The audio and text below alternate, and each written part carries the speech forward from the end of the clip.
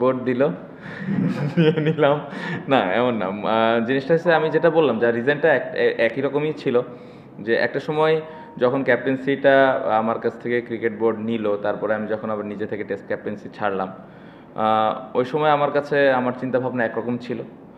যত দিন গেছে, যখন টিমের কথা চিন্তা করা হয়েছে, দেশের জায়গাতেই আছে, স্টিল টিমও টিমের জায়গাতেই আছে, বাট আমার কাছে মনে হয়েছে যে আমি যদি কন্টিনিউ করি, আমি আমার টিমকে আরও বেটার কিছু দিতে পারবো।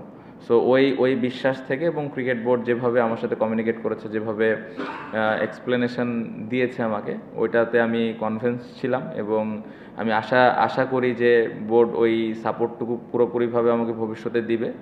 এই সিরিজে আমি খুব ভালোভাবেই পেয়েছি।